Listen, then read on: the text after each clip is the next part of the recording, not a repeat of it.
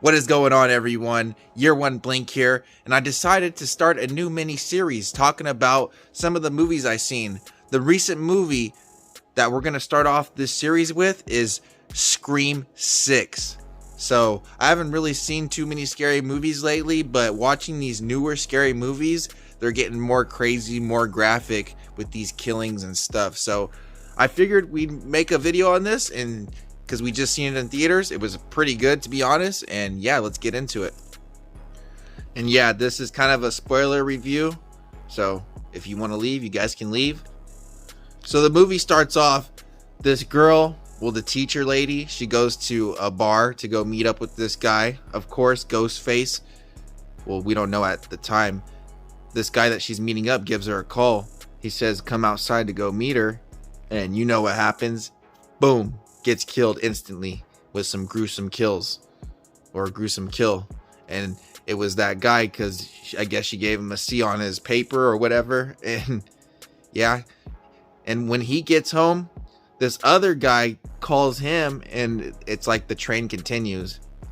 Hey, I'm here, you know I'm watching you. He's like, basically Ghostface is basically antagonizing this guy, this Ghostface that just killed that girl. So he's getting antagonized as well. So basically he goes, tells him to go look in the fridge. He looks in the fridge and he's like, behind you, there's a dead body in there in the fridge. And so Ghostface comes up behind him and just murders him. And he's like, something about scary movies. It was pretty catchy though. It was pretty meta. So that was the beginning. Starts off pretty crazy. Two characters basically get killed off instantly. One Scream character gets killed off by another Scream character to continue the cycle or something. I don't know too much about it because I didn't watch Scream 5. I think I should have watched Scream 5 because it's an ongoing trilogy to Scream 6. But anyways, so yeah, that was how it started. These four, the core four, I guess they go to New York and they eventually they're going to all these parties. They've basically survived part 5, Scream 5, the reboot. So it's all an inside joke of, oh, are we going to survive, So they go to a party. This girl's going to get drugged. Well, she's not getting drugged. She's kind of drunk. I think Jenna Ortega is pretty drunk. So she goes to go find, she's trying to look for some guy at the party. And I guess this guy's like some date rape guy. Takes him out. He's all, you want to go upstairs, drink some Fireball. Basically goes upstairs.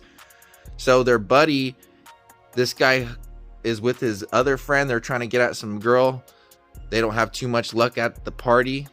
So the girl's Jenna Ortega, the main character, Sam, she's like, oh, you gotta go help my sister. She's gonna go have some fun with this guy or something. The sister wants to go, right? But that girl Sam is trying to stop her. So Sam's the main character that we're talking about. She's the older sister of Jenna Ortega. I don't know the girl's name, but yeah. So basically these guys come down to go help her from basically getting raped by this guy, and they get in a fight and all that stuff. She tases him in the balls. The Sam does, basically, and then her sister's like, why did you do that? Like, why would you do that? Pretty good opening, to be honest. It's pretty cool. It all makes sense. So basically these girls splash water. They're like, why'd you murder her? And they're basically it's all caught on video camera. So basically she goes sees a psychologist, and psychologist is like, how many times did you stab this guy that you killed in the last movie? She's like, 22 times. Murdered this guy. And he's like, oh, you gotta leave my office. So a pretty good setup there. Just kind of thinking that she might be the murderer out of all this, which is kind of crazy. And yeah, it continues off that. So like for the beginning setup, it does get you pretty hooked. And yeah, I like the beginning. Perfect setup for why these guys are going to get murdered. So going back a little bit, Laura Crane and Jason Carvey are the first to get murdered. The first two to get murdered. And that's just to start out the movie. You don't even see the title screen yet. So that's pretty cool. 2 people already get murdered and the movie hasn't really even started yet. So you tell me if that's a good start. And I guess not much was touched on this Scream character named Greg, who actually kills that guy Jason. I guess in a future installment we might figure more about him, so that's kind of crazy. So basically everybody's making fun of Sam.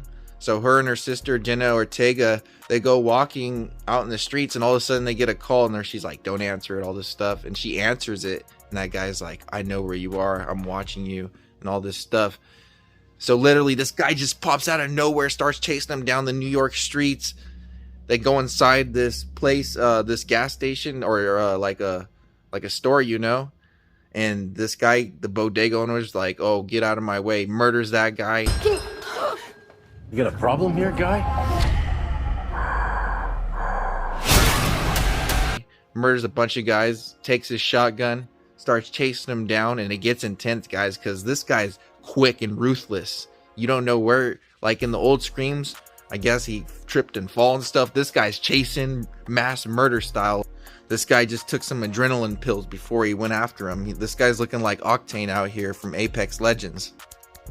He basically takes out everybody in the store but the two main characters, the sisters. So he's looking for them inside the store. He has the shotgun in his hand, ready to kill them. They're being very quiet. They're behind some aisles. They throw a can to distract him, which was a good move. And then they make some noise, so he comes for him, and then they push the aisle down on him, which was, that was so meta, bro. Like they went off and they got away basically from that villain, and the cops came and all that stuff. So that was a pretty cool scene within the movie. One of my favorite parts, to be honest. I give it a 10 out of 10 on that part for sure. And then basically we hang out a little bit. They talk about the Scream, who is it, and like who's making all these murders. All you guys can be suspects. That the one character says it, and I'm not too sure of what the relationship's going on with these characters, but yeah, that's what they do. And they just blame each other. Oh, you did it. Oh, you did it. Anybody could be a suspect. And that's the whole part of the movie, trying to figure out who really did it. Could it be one person? Could it be multiple people? Or could it be just whatever, you know? Who knows? It could be like it could be anything this time. So basically one night the doctor is all alone at his house. Basically Ghostface comes to his door, and that's it for him. Just killed the doctor, replaced the files in there, and there you guys go. They're trying to frame Sam, I guess. And this is what's really setting up the plot twist and all that stuff. It's crazy, guys. Next part is what really gets people. So I forgot to talk about this other guy that Sam has like a secret relationship with. So this guy's always like her neighbor, and they always look at each other through the window and stuff. So yeah, they got something going on. But going on with that, this guy eventually sees Ghostface Killer inside her house trying to murder her friend with the red hair, and he basically like tries to call everyone to warn them, hey, the Ghostface Killer's inside your house. And then all of a sudden you can hear the girl, it sounds like she's like having sex or something, but she's like getting murdered by this guy and not even knowing it. So eventually Ghostface comes inside and tries to get everyone inside the house. Eventually he goes after this one girl. I was trying to remember her name, Anika. So she gets taken out pretty in a gruesome way. She gets stabbed like in her stomach, and then she's like bleeding everywhere. And eventually they try to get out the window. The guy that I was talking about that Sam's hooked up with, he brings the ladder across the window to get everybody across. Anika's the last one to try to get across. So everybody's getting stabbed. Even the other girl that's been blaming everyone for all the murders. I forgot her name at the point, but she's like basically the investigator. She got stabbed, and that, I guess they're girlfriend, Anika and her. So Anika tried to get across. The Ghostface Killer recognizes that, so he tries to bring the ladder, and she just falls to her death in some gruesome way. Pretty crazy, guys. That was a pretty crazy murder right there. So I didn't talk about, this is kind of like a celebration of all the Screams all put into one, showing like a trophy case of this one place, and it's crazy. We'll be talking about more about that later, probably towards the end, because that's what it's all about. But yeah, it's pretty crazy how they basically talk about scary movie tropes and all that stuff, and they bring you into, oh, it's just another movie, or it's a shitty scary movie, you know? It's crazy. We've got to lure him in. We execute him. So on the next murder, we got Gail and then Brooks. So Brooks is just this guy that's with Gail at her house. So eventually Ghostface Killer calls up and he's like, oh, this guy Brooks is like, it's for you. So she answers, and she's a legacy character, so they do a lot of jokes here talking about, oh, the legacy characters never survive, something, all that stuff. It's pretty insane. This part goes insane, like one of my favorite parts, because I'm a legacy character in Destiny, so I'm original, so it hits home with me. And like a Jotaro, it's all the same stuff.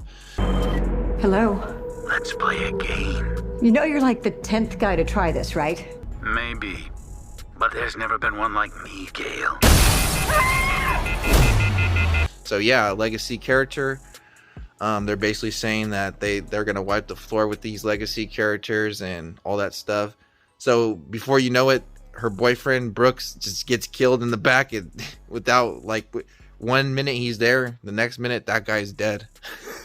And then Ghostface goes after her, but she does something smart. She's like, wait, hold on real quick. So she calls again, another number, and his phone rings, and so she knows where he's at. She just starts shooting at him. And he's like, oh, I got a bulletproof vest, all this stuff. And That's why I'm gonna shoot you in the head.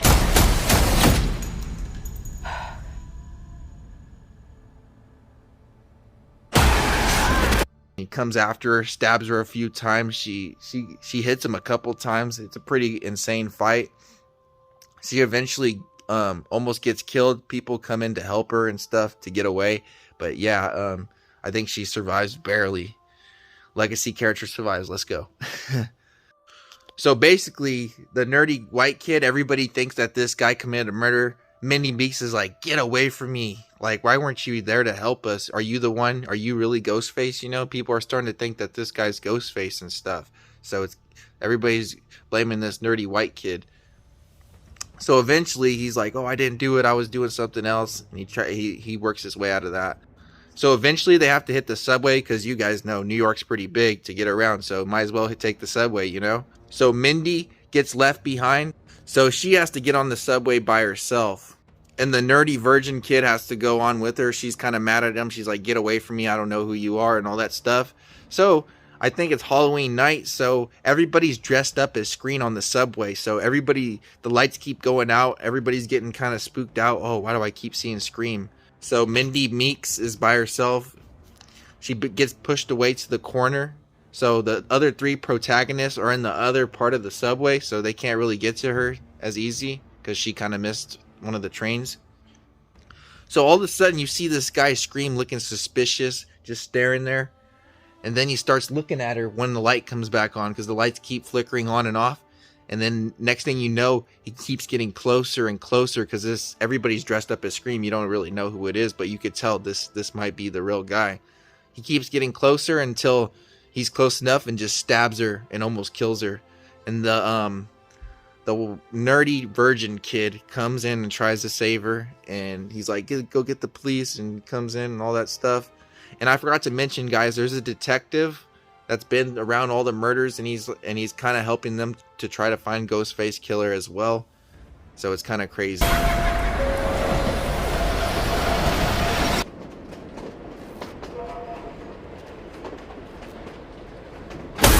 Yeah, some of the stuff I'm saying is kind of a little bit later to what happened, but it'll all make sense once you guys see the movie, or if you've seen the movie, you know. To summarize, it's pretty crazy how this Ghostface Killer is able to call you and just antagonize you in a deceiving way, and just set up the way you get literally almost killed, you know. If he calls, he's close by. There's no other reason. So they're always trying to catch this guy. Chad Meeks and Tara Carpenter start making out, and they're about to fall in love and stuff. And then before you know it, Scream comes out of nowhere, stabs that guy Chad in the back, everywhere. Everybody thinks he's dead, so he's getting stabbed to death by Scream right there. And then another Scream pops out of nowhere and then the main bad guy pops up. You guys know who it was? It was the officer, the detective. And he's the brains behind it all. So basically, yeah, spoilers. He's the brains behind it all. So, and then the Scream people reveal themselves to be revealed as the virgin nerdy kid, of course, is one of them. And then I guess his sister is another one, the girl with the red hair that was getting, you know, banged out in the beginning. So basically they want to get her back for murdering the last guy that tried to murder the main character, Anna. Or not Anna, Sam. So they try to go after her, and eventually this guy Ethan Laundrie trying to kill Jenna Ortega or whatever her name is in the movie. Basically he gets so close to killing her, but she eventually gets him, stabs him in his freaking mouth. Really, really crazy. And yeah, she takes that guy out pretty quick. So these characters, they're not dumb. They fight back, you know. And all this is happening. The other girl's watching her brother die, the other Scream lady. And then Sam has a gun, shoots the other Scream girl in the head, takes care of her. Then we get to the end, guys. Sam dresses up as Scream herself, makes the phone call to the detective. And you know what happens after that. That fool gets stabbed to death. And they think about saving his life, but at the end of the day, fuck this guy. Kill him. But yeah, that's pretty much the Scream movie, guys. Hopefully you enjoyed my review. That was one of the most craziest, scary movies I've ever seen. The scenes where they were inside the subway station, some of the kill scenes, they were very creative with the environment they were using. Like New York, one time they were at Central Park, and they were thinking that he's at Central Park. It's just insane how many different environments and different ways this guy can kill and come up on you on. You could literally be walking outside and he could be right behind you. It's crazy. But yeah, anyways, there's a lot of tension building up. The scary scenes get so much build up, especially you don't know what's going on in the subway station. You don't know which Scream, which will be. Is it just a fake? There's just so much tension, and I'm sure this trilogy will keep going to Scream 7, and hopefully we do get that. But anyways, I really enjoyed this movie. I give it a 9 out of 10. Bomb movie. And I know I messed up on this review. Sorry guys, it's my first time. And I got some more movie reviews coming soon. So stay tuned guys. Peace out. And I'll see you guys in the next video.